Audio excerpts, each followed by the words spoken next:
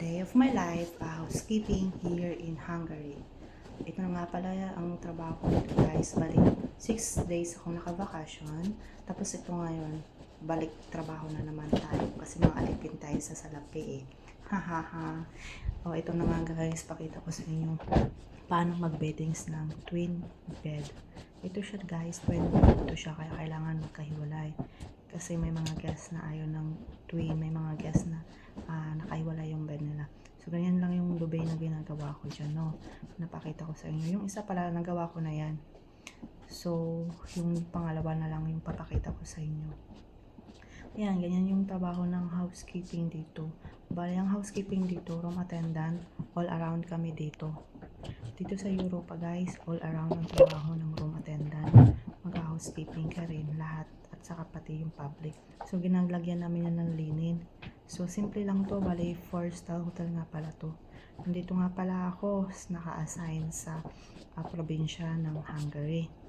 So, wala pala ako sa city kasi yung area ng pinagtatrabuhan ko ay pang-racing car. So, hindi siya po pwede na nasa city kami. Kaya kailangan nasa malayo kami.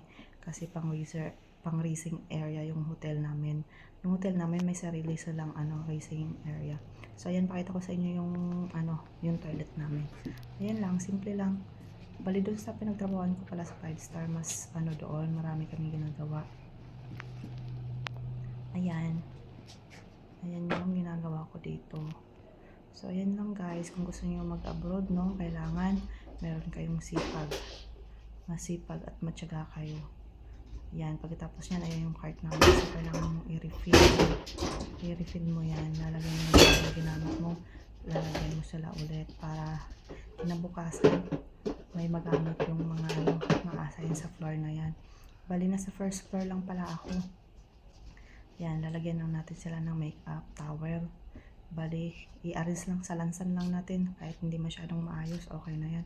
Kasi aayusin din naman natin yung paglalagay dun sa sa mga room. So, ayan lang. Mano-mano lang tayo dito guys, no? Ayan. So, ang duty ko pala ngayon, alas 10 ng umaga hanggang alas 6:30 ng hapon. Bali, umuwi na yung mga kasama ko. Mag-isa na lang ako naka-duty dito ngayon. Kaya, after nito, buong first floor linisin ko lahat ng mga room. So, bali nalinis na yun. Bali, haapiwan ko na lang kasi yung mga alikabok na, no? So, ayan. Yan yung mid part namin. So, magre-refill lang tayo ng lotion at saka conditioner dyan. Kasi ginamitan ko yun kanina. So, bali na empty na yan, no? So, lalagyan lang natin para kinabukasan hindi tayo mangarag. Dahil yung gagamitin natin part ay may laman na. So, ayan lang siya, guys. Ayan lang. Kung gusto niyo mag-Europe, ayan. Pwede kayong mag-Europe.